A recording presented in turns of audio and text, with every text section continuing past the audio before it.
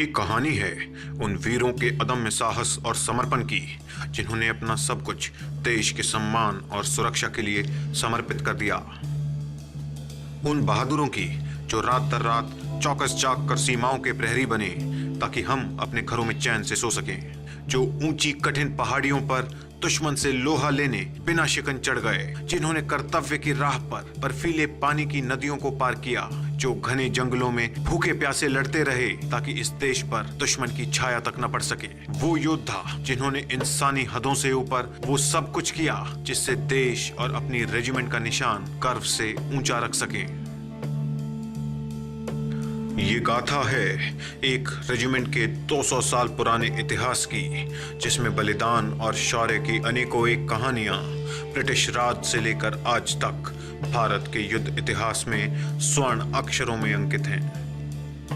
ये कहानी है उस रेजिमेंट की जिसने ऐसे वीरों को जन्म दिया जो बलिदान की हर एक घड़ी में महानायक बनकर उभरे और हर बार प्रभावशाली जीतों से देश को ऐसे यादगार पल दिए जो देशभक्ति की आग जगा गए। ये रेजिमेंट के उस प्रशिक्षण संस्थान की कहानी है जहां गांव से आए सीधे और अनुभवहीन युवाओं को सबल लड़ाई के लिए तैयार सैनिकों में बदला जाता है ताकि वो मुश्किल से मुश्किल वक्त में दुश्मन की आंख से आंख मिलाकर लड़ सके। ये कहानी है भारतीय सेना की सबसे पुरानी और सबसे ज्यादा सुसज्जित रेजिमेंट की। ये कहानी है जाटों की और जाट रेजिमेंट की।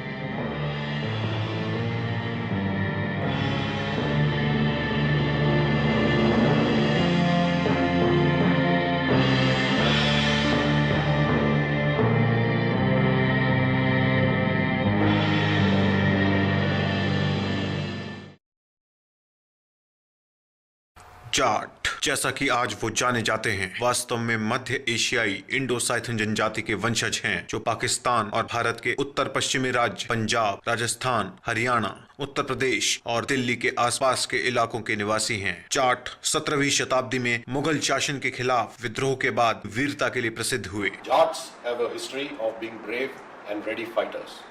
They are fiercely independent in character and value their self-respect more than anything, which is why they offered heavy resistance against any foreign force that treated them unjustly. They are known for their pride, bravery and readiness to sacrifice their lives in battle for their people and kinsmen.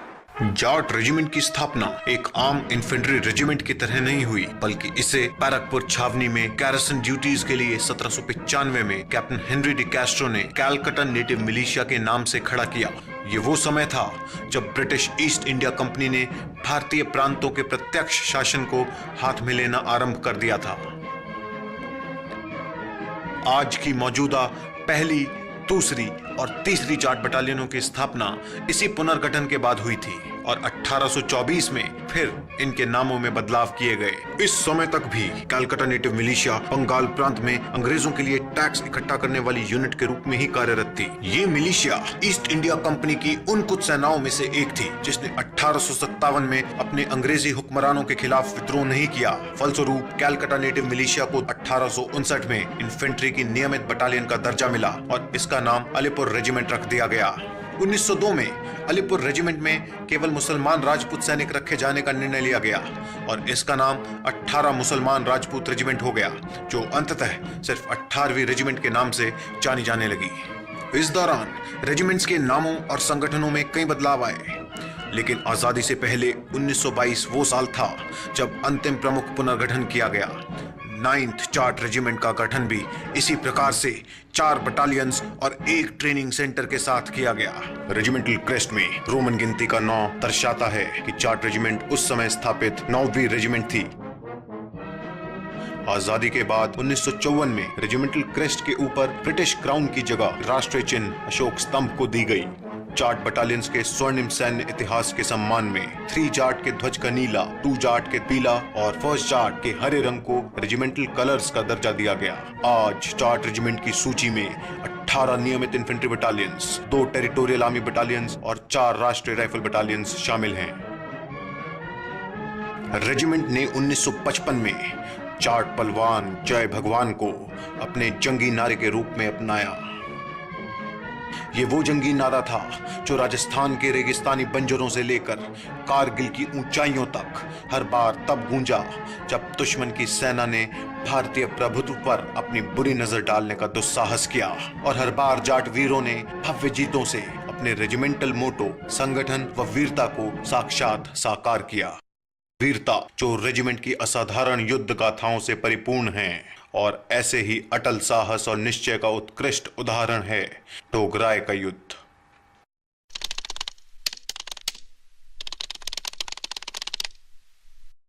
Pakistan ने जम्मू कश्मीर को भारत से अलग करने के उद्देश्य से जम्मू के Chhamb sector में अचानक हमला बोल दिया। पाक की इस अप्रत्याशित कार्रवाई से भारतीय फौजें सख्ते में आ गई और दुश्मन की सेना को सफलता मिलने लगी। ऐसे समय में पंजाब सेक्टर में जवाबी कार्रवाई करते हुए 3 जाट ही वो पहली भारतीय बटालियन थी जो इच्छुगल कैनाल पार कर दुश्मन को खदेड़ते हुए उनके महत्वपूर्ण शहर लाहौर की बाहरी सीमा तक पहुंच गई और पाकिस्तान को घुटने टेकते हुए पुंछ इलाके में हमले को जा रही उनकी 2 डिविजन्स को वापस बुलाकर 3 जाट के विरुद्ध लाहौर के बचाव में लगाने पर मजबूर होना पड़ा।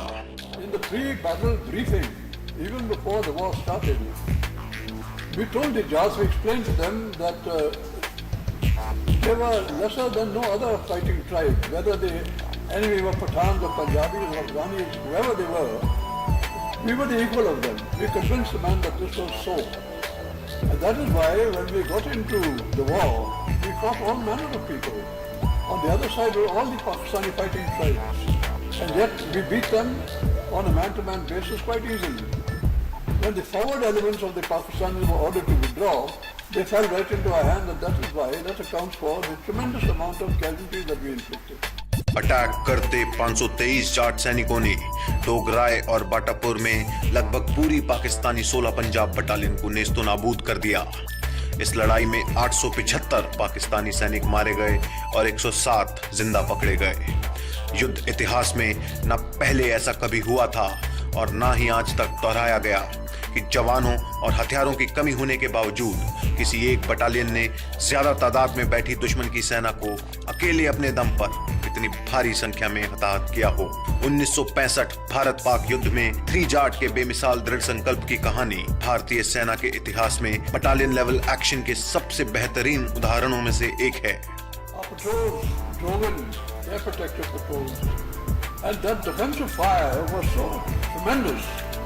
That it totally battle inoculated our patrols as we closed in on the enemy. So that when we finally went in for the second attack on Dograi, the men were totally battle inoculated. They had no fear of the enemy's fire.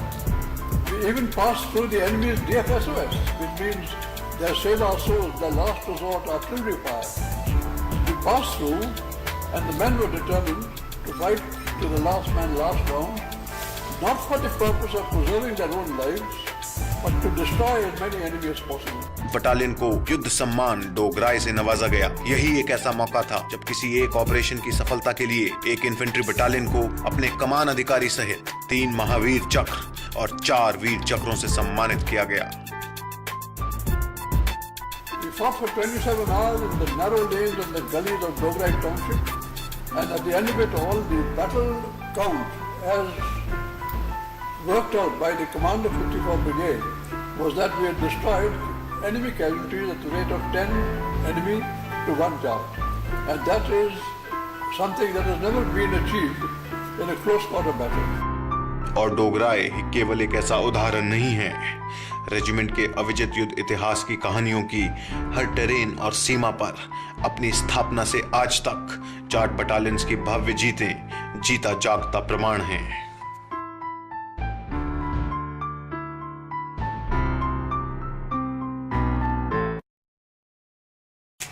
1817 में first Jat को मराठों के विरुद्ध साहसिक जीत के लिए युद्ध सम्मान नागपुर से नवाजा गया। इसके बाद इस बटालियन ने रशिया के खतरे से अफगानिस्तान को बचाने में काफी नाम कमाया। 1842 में भारत वापसी के दौरान बटालियन ने पहले अफगान युद्ध में हिस्सा लिया और अभेद्य माने जाने वाले गजनी किले पर कब्जा किया। साथ ही बटालियन को अपने बेहतरीन कार्य के लिए कई और युद्ध सम्मान मिले। स्वदेश वापसी पर उसने ग्वालियर के निकट मराठों से फिर मुकाबला किया और उनसे महाराजपुर जीता। इसी दौरान 1823 में स्थापना के बाद थ्री जाट ने मलाया प्रायद्वीप, बर्मा के अराकान्स और पेगू में ब्रिटिश कॉलोनीज की सुरक्षा की कमान संभाली। 19वीं शताब्दी के मध्य में रेजिमेंट ने अंग्रेजों के खिलाफ सिखों के प्रतिरोध का भी खात्मा किया, जहां 1 और 2 जाट बटालियंस ने मुल्तान और सबराओं में भीषण युद्ध लड़ सिखों पर विजय प्राप्त की। यहीं से 2 जाट को मुल्तानी पलटन का खिताब मिला।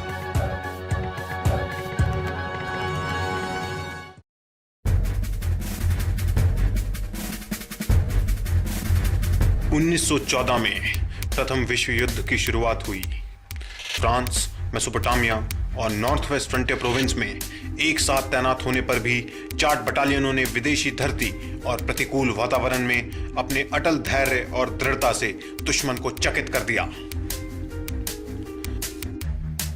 जहां एक ओर फ्रांस के फेस्टोबर्ट शहर में फर्स्ट जाट गोलियों की बौछार, कम होती अपने सैनिकों की संख्या और भीषण सर्दी की परवाह किए बिना जर्मन ट्रेंचेस की तरफ लगातार बढ़ रही थी, वहीं दूसरी ओर 2 जाट ने मेसोपोटामिया के बेजान रेगिस्तान में अबादान के तेल के कुओं को सुरक्षित रखा और 1916 में कुत अल अमारा और शेख साद पर कब्जा किया।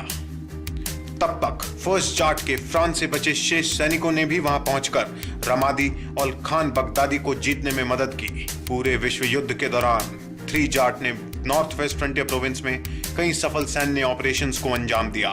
10 फरवरी 1921 को फर्स्ट जाट को रॉयल बटालियन की उपाधि प्रदान की गई। 1940 दुनिया के ताकतवर देशों ने एक बार फिर टकराने के लिए कमर कस ली।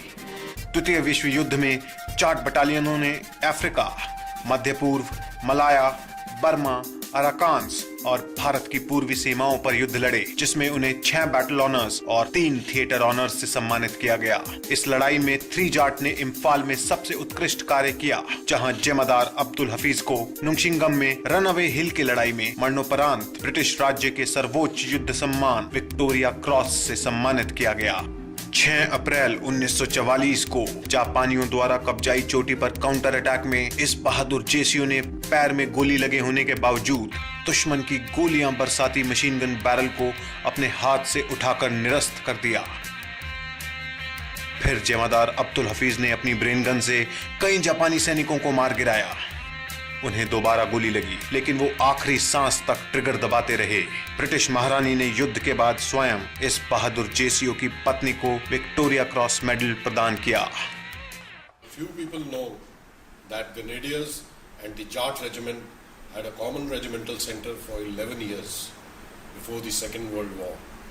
On 15 July 1941, Grenadiers shifted their training center to Nasirabad, which is in Rajasthan. This was done due to increased recruit strength during World War II.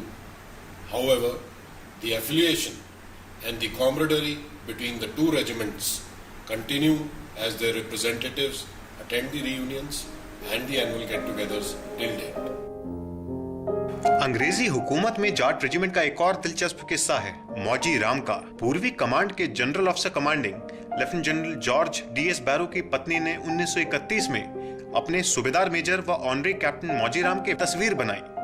फिर उन्होंने उस तस्वीर से कल्पना कर युवा मौजीराम के रिक्रूट समय की एक और तस्वीर बनाई। इसी तस्वीर का मौजीराम आज जाट रेजिमेंट का प्रतीक चिन्ह है, जो आकर्षक और जोशीले जाट को दर्शाता है। आजादी के बाद भी उस समय की जाट रेजिमेंट के ब्रिटिश ऑफिसर्स इस रेजिमेंट से अपने संबंध और पुरानी यादों को जोरा यूके नामक एक संगठन के जरिए जिंदा रखे हैं। जोरा यूके के सदस्य और उनके परिवारजन आज भी बरेली में रेजिमेंटल सेंटर घूमने आते हैं और रेजिमेंट भी अपना वार्षिक न्यूज़लेटर ब्रिटेन उनकी जानकारी के लिए भेजती है। Oh no, it's the other way around. Thank you for letting us come. And as you know, you would have heard that we are in the process of making a museum which is dedicated to post-India's independence, and we cannot digress from the past, and the British officers have very much been part of our regiment. काल चक्र में वापस 1947 15 अगस्त की वो सुबह हिंदुस्तान के पटल पर एक नया सूर्योदय हुआ, जो साथ लाया आजादी और परिवर्तन को। परिवर्तन जिसने विभाजन के रूप में इंसानियत को शर्मसार कर देने वाली ऐसी तस्वीर पेश की जिससे धर्म के नाम पर मनुष्य की घृणा और क्रूरता का विभत्स रूप दुनिया के सामने आया। जल्द ही हत्या, लूटपाट और सिसकती जिंदगियों के बीच दो नवनिर्मित देशों में युद्ध छिड़ गया। We will not allow territorial capture land. We've got to stop this and we will stop it. We must link up with land as soon as possible through Jersey Pass, Drass and Canyon. The successful conduct of this operation will mainly depend on how far we succeed in getting the tanks out to the top of Jersey Pass, which is very nearly 10,500 feet above sea level. This kind of thing has never been done before. Anyhow, we'll have a good shot at it. एक ऐसी regiment जिसमें आधे से ज्यादा हिंदुस्तानी और पंजाबी मुसलमान थे, अब खुद उनके खिलाफ लड़ाई के मैदान में थी। फिर भी अडिग होकर लड़ते हुए टू जाट ने जम्मू और कश्मीर के नौशेरा सेक्टर में अंबली धार और रोहतक टेकरी जैसी महत्वपूर्ण पहाड़ियों पर अपना परचम लहराया। इस ऑपरेशन में नायक शीशपाल को महावीर चक्र से सम्मानित किया गया। वहीं दूसरी ओर थ्री जाट ने कश्मीर घाटी से लद्दाख को जोड़ने वाले जोजिला पास को कब्जाने के लिए बहादुराना प्रयास किया। इस लड़ाई में रेजिमेंट को बैटल ऑनर्स रजौरी और जोजिला से नवाजा गया। 1948 में रॉयल जाट कही जाने वाली फर्स्ट जाटलाई को लाल किले और राष्ट्रपति भवन की सेरेमोनियल बटालियन बनने का विशिष्ट गौरव प्राप्त हुआ और वो लाल किले पर ध्वजारोहण समारोह में भाग लेने वाली पहली बटालियन बनी। उसी साल हैदराबाद प्रांत में एक कट्टरपंथी गुट की आतंकवादी गतिविधियों के खिलाफ ऑपरेशन पोलो को सफल बनाने में 6 जाट ने विशेष भूमिका निभाई। इस सैन्य कार्रवाई ने वहां के निजाम को हैदराबाद प्रांत को भारत में विलय के लिए मजबूर कर दिया।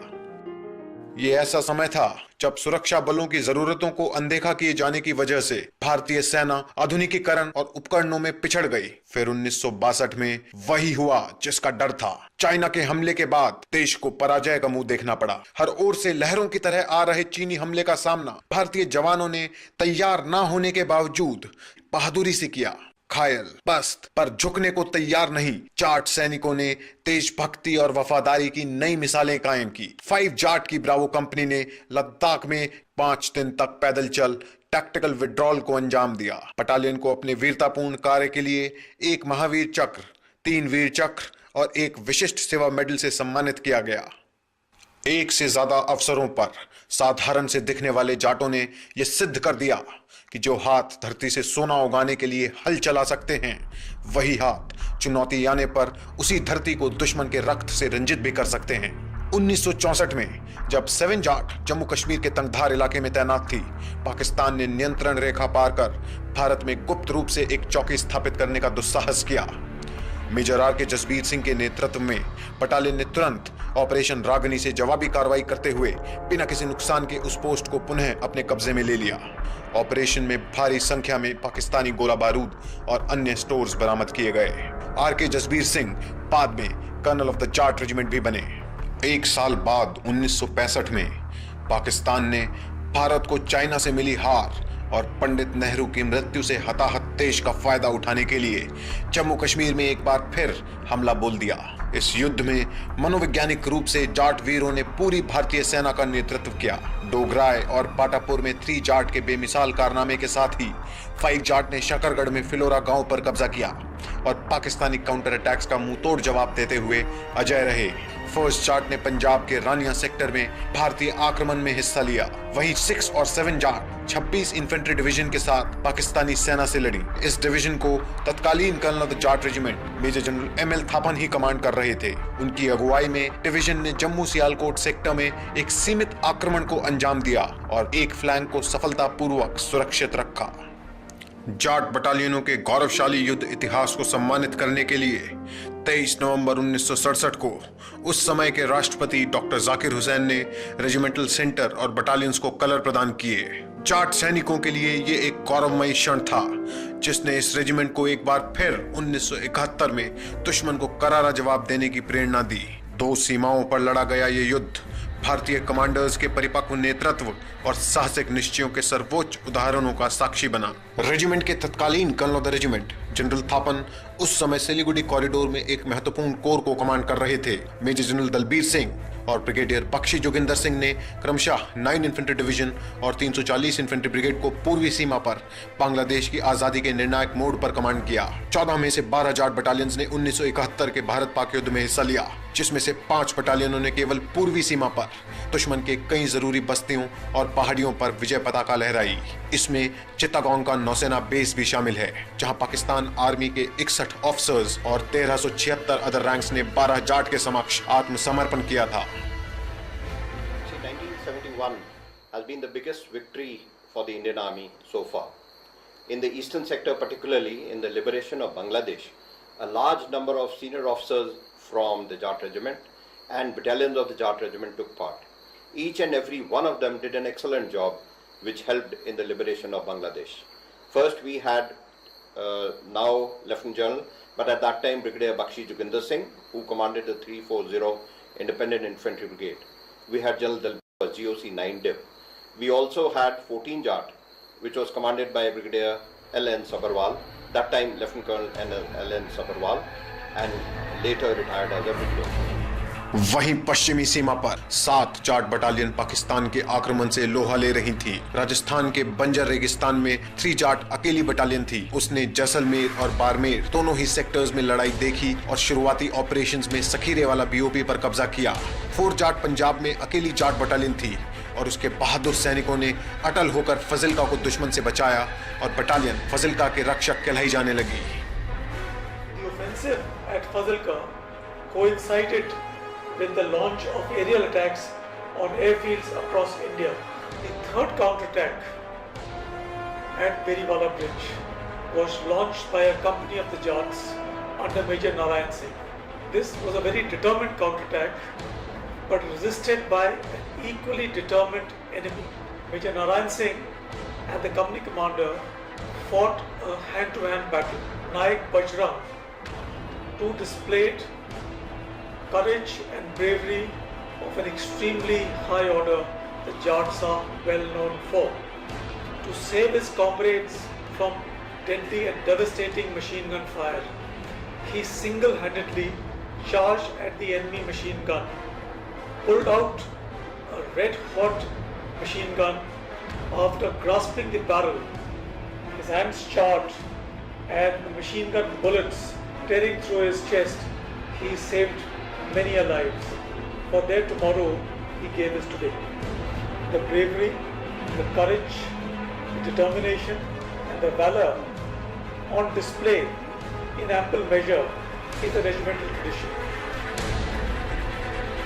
इस लड़ाई में 8 जाट ने पुंछ सेक्टर में चट्टानी इरादों से दुश्मन के प्रमुख आक्रमण का सामना किया। 9 जाट ने छंब सेक्टर में संवेदनशील मुनव्वर तवी की बहादुरी से रक्षा की। वहीं 11, 16 और 17 जाट बटालियनों ने नौशेरा और जम्मू से जोड़ने वाले अन्य इलाकों में एलओसी की वीरता से रखवाली की। जाट वीरों के साहस के वशीभूत होकर पाकिस्तानी जनरल फजल मुकीम खान ने अपनी किताब पाकिस्तान क्राइसिस इन लीडरशिप में जाटों के शौर्य और दमखम की खुलकर प्रशंसा की। एक बार फिर इस रेजिमेंट और इसके बहादुर सिपाहियों ने तिरंगे को क्षतिहीन रखा। एक बार फिर वर्दी में ये योद्धा दुश्मन से सिर्फ और सिर्फ जीतने के लिए लड़े। जीत एक ऐसी आदत जो इनके अंदर कूट कूट के तभी से भर दी गई जब ये अपने रेजिमेंटल सेंटर में रिक्रूट हुए। हम बात कर रहे हैं जाट रेजिमेंटल सेंटर की। उत्तर प्रदेश बरेली में एक विशाल परिसर में स्थित ये सेंटर 1922 में बैरकपुर से बदली होकर यहां आया था। आज जाट सेंटर अपने आप में कई ऐतिहासिक गाथाएं संजोए, अतः विरासत और बेहतरीन ट्रेनिंग सुविधाओं का प्रतीक है। यहाँ के मुख्य स्थान सेंटर हेडक्वार्टर्स में स्थित क्वार्टर गार्ड गर्व से रेजिमेंट की अनंत शौर्य गाथाओं का मूक दर्शक रहा है। द्वितीय विश्व युद्ध के बाद निर्मित युद्ध स्मारक का उद्घाटन फील्ड मार्शल क्लॉड ओकिनलेक के द्वारा 1946 में किया गया। इस पवित्र स्थान पर विश्व युद्ध के विभिन्न ऑपरेशंस के दौरान शहीद हुए रेजिमेंट के वीरों को श्रद्धांजलि दी जाती है। सेंटर के भव्य रेजिमेंटल मंदिर में एक साथ 2000 लोग बैठकर पूजा अर्चना कर सकते हैं। इस गौरवान्वित रेजिमेंट के प्रत्येक योद्धा के बलिदान की गवाही देता सेंटर म्यूजियम यहाँ की शान है। आजादी के बाद के रेजिमेंटल इतिहास को दर्शाता इस संग्रहालय का नया खंड अपने आप में कला और सैन्य साहित्य का अनूठा समागम है। 1898 में बनी ऑफिसर्स मेस की इमारत की ब्रिटिश वास्तुकला कई जीर्णोद्धार के बाद भी अखंडता से संरक्षित है। ये भारतीय सेना की सबसे पुरानी और आलीशान मैसेज में से एक है, जहां ऑफिसर्स के बीच मित्रवत माहौल व संगठन का विकास होता है।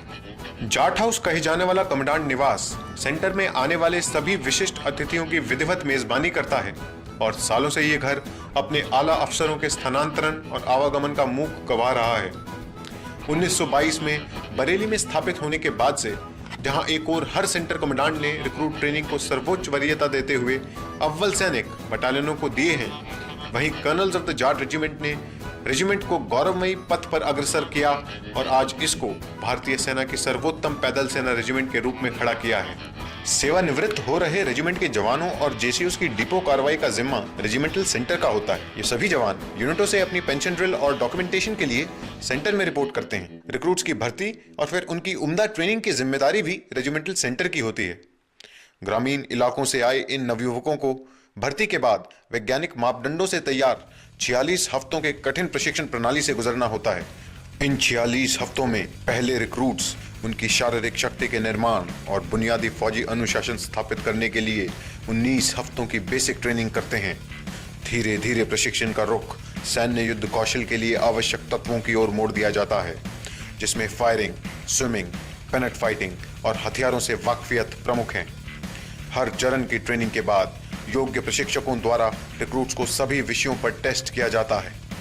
ट्रेनिंग के आखिरी सप्ताह में एक रोचक आउटडोर कैंप होता है, जहां पूरे प्रशिक्षण के निचोड़ के रूप में रिक्रूट्स की युद्ध नीति व हथियारों की जानकारी को असल हालातों में परखा जाता है। जाट रेजिमेंटल केंद्र बदलते समय की आवश्यकता के अनुरूप उच्चतम प्रशिक्षण संसाधनों से लैस भारतीय सेना के सर्वोत्तम रेजिमेंटल केंद्रों में एक है।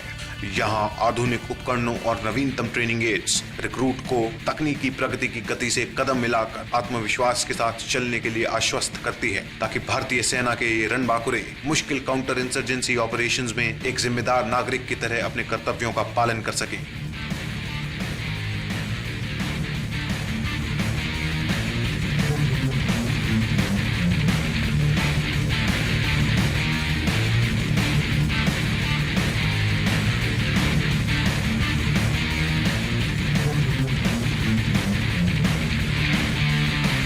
इस तरह के सैन्य ऑपरेशंस में भारतीय सेना के सामने अपने ही गुमराह देशवासी होते हैं।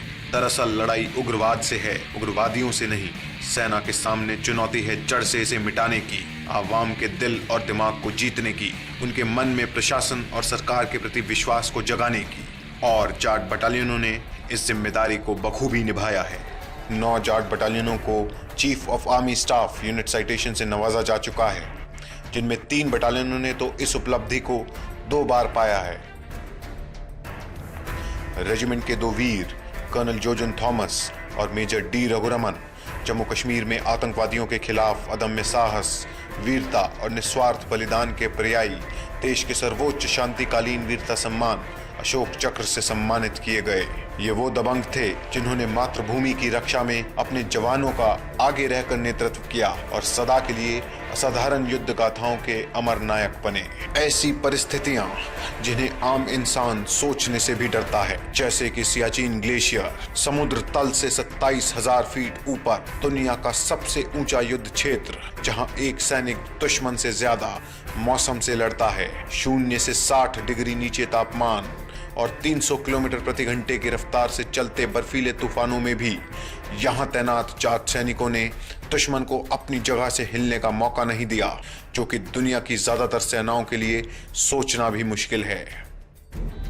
सियाचिन का टेलीऑन करके नीचे सही सलामत पहुंच गया है और इसी के उपलक्ष्य में ये बड़ा खाना किया जा रहा है।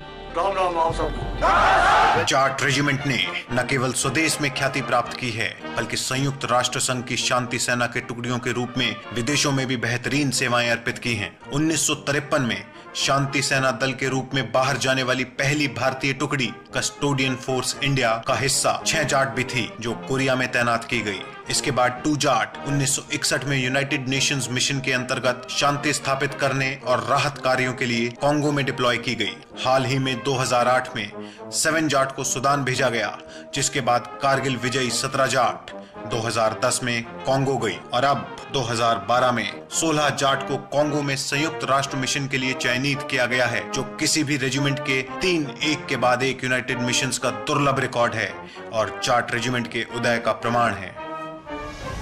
1987 में रेजिमेंट ने श्रीलंका में शांति स्थापित करने के भारतीय सैन्य अभियान में सौंपी गई जिम्मेदारियों को भी बखूबी अंजाम दिया। इस ऑपरेशन में 14 जाट, 4 जाट, 12 जाट और 114 इन्फेंट्री टेरिटोरियल आर्मी बटालियनों ने भारी तादाद में एलटीटी आतंकवादियों व उनके असला बारूद को पकड़कर खूब वाहवाही लूटी।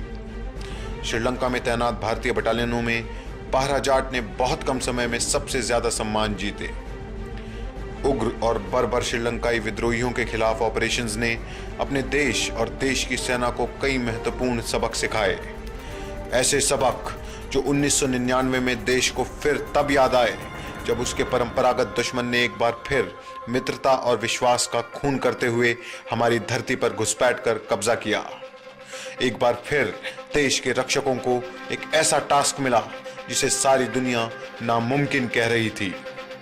मिशन था दीवार सी खड़ी पहाड़ियों पर कंक्रीट के बंकरों में निशाना साधे बैठे दुश्मन को हटाकर अपनी सरजमी को रिहा कराना। परिणाम स्वरूप शुरू हुआ कारगिल युद्ध, पहला युद्ध जिसका सीधा प्रसारण देश ने टीवी पर देखा। एक ऐसी लड़ाई जिसने पुनर्जीवित किया राष्ट्रवाद को, हिंदुस्तानियों के दिलों में सोए देशभक्त को और भारतीय सेना के नौनिहालों के स्वाभिमान को, जिन्होंने बलिदान की वेदी पर चढ़ने से पहले एक बार भी नहीं सोचा। ये जाट रेजिमेंट के लिए भी शौर्य और गौरव से एक और मुलाकात थी, क्योंकि वो 4 जाट का ही पेट्रोल था जिसने काकसर में दुश्मन की घुसपैठ की पहली सूचना दी और देश को कारगिल में दुश्मन की करतूत का पता चला।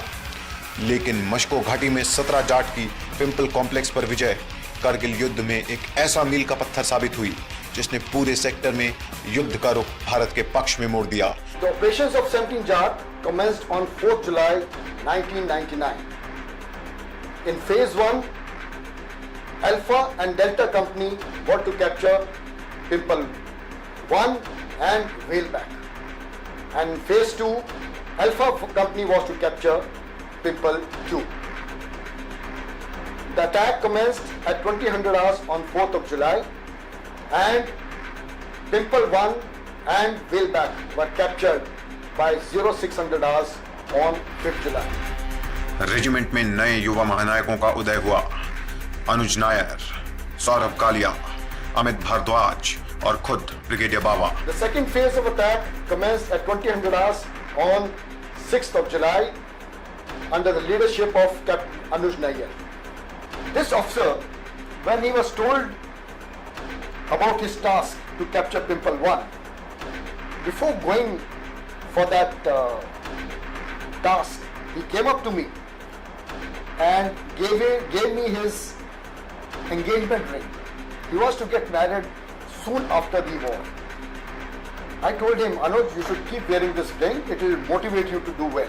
He said, no sir, I don't want this ring to get into the enemy hands. You keep it, I will take it once I come back. I said, okay. Somehow I thought, whether he will come to take back this ring or not, I was not very sure. I think he was also having some inhibitions whether he'll come back or not, because I think he had decided to fight till the last.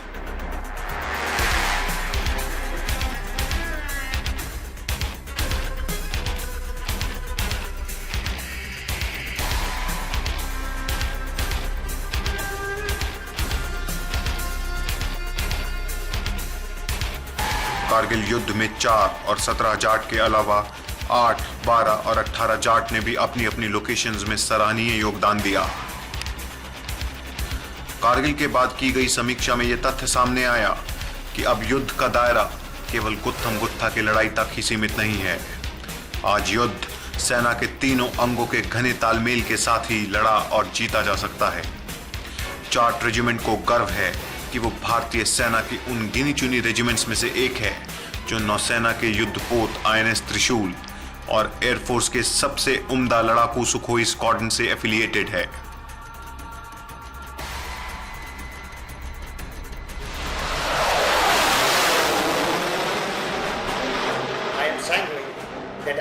years go by, this affiliation will only grow stronger and set a template of high professionalism, indomitable bond of trust and camaraderie for others to emulate, which in fact is the very spirit of affiliation. I wish 24th Scotland Air Force and the Guard Regimental Centre many successes in their endeavours in pursuit of glory. Jai Hind. जन्म से ही कठोर व स्वस्थ काया और कभी हार न मानने का जज्बा जाटों को बेहतरीन खिलाड़ी बनाता है। माटी के इन पुत्रों का देहाती खेल जैसे कुश्ती और कबड्डी में कोई सानी नहीं है। व्यक्तिगत कुश्ती स्पर्धाओं में अर्जुन अवार्ड विजेता सूबेदार मेजर और ऑनरी कैप्टन मुख्तार सिंह विशिष्ट सेवा मेडल ने 1966 और 1970 के कॉमनवेल्थ गेमों में गोल्ड मेडल जीता। वहीं कुश्ती में ही हवलदार चंदगी राम को 1963 में हिंद केसरी की पदवी से नवाजा गया। एथलेटिक्स में जाट रेजिमेंट को तब गौरव मिला जब हाई जंप में एशियन गेम्स स्वर्ण पदक विजेता 5 जाट के सूबेदार मेजर और ऑनरी कैप्टन भीम सिंह को 1967 में अर्जुन पुरस्कार मिला। ट्रिपल और लॉन्ग जंप में कई अंतर्राष्ट्रीय पदक जीतने वाले ब्रिगेडियर लाभ सिंह सितारा को 2004 में Dhyanchand lifetime achievement award से सम्मानित किया गया। निशानेबाजी भी जाटों का विशेष कर रहा है। रिक्रूट्स ने इन्फेंट्री स्कूल मऊ में आयोजित होने वाली यंग ब्लड चैंपियनशिप को 2000 और 2009 के बीच 5 बार जीतकर अभेद्य कीर्तिमान बनाया है। इस सेंटर को 2011 के थल सेना दिवस पर central army commander unit citation से सम्मानित किया गया।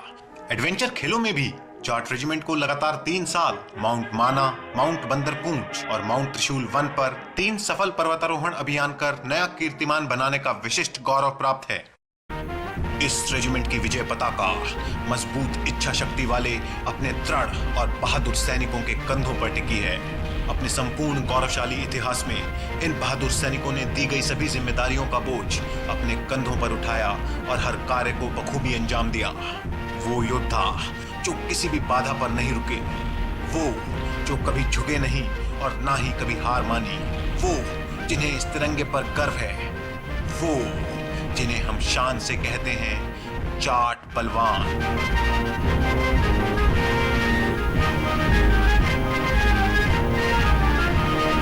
मेरी रेजिमेंट मेरी जान, मेरा गौरव मेरा मान, कुछ हर वतन को नाज है, हम तेरे सिपाही वीर जवान। मेरी रेजिमेंट मेरी शान, मेरा गौरव मेरा मान, कुछ हर वतन को नाज है, हम तेरे सिपाही वीर जवान। मेरी रेजिमेंट मेरी शान।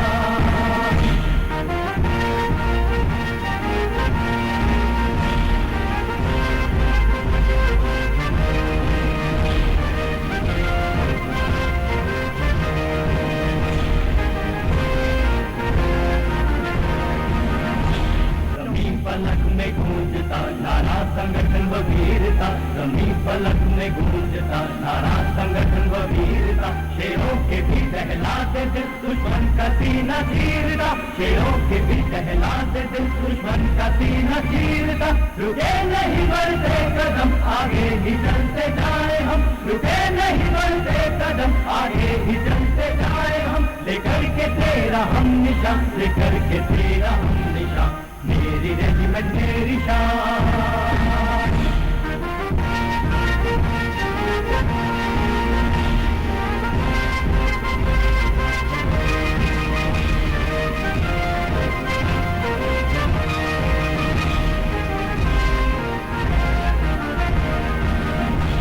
हरियाणा राजस्थान से यूपी के खलिहान से, हरियाणा राजस्थान से यूपी के खलिहान से, दिल्ली हमारा घर है सैनिक हम हिंदुस्तान के, दिल्ली हमारा घर है सैनिक हम हिंदुस्तान के। अपने वतन के लिए इस गुलो चमन के लिए, अपने वतन के लिए इस गुलो चमन के लिए, हो जाएंगे हो जाएंगे हो जाएंगे कुर्बान। मेरी रेजिमेंट मेरी शान, मेरा गौरव मेरा मान, तुझ पर वतन को नाज है, हम तेरे सिपाही वीर जवान।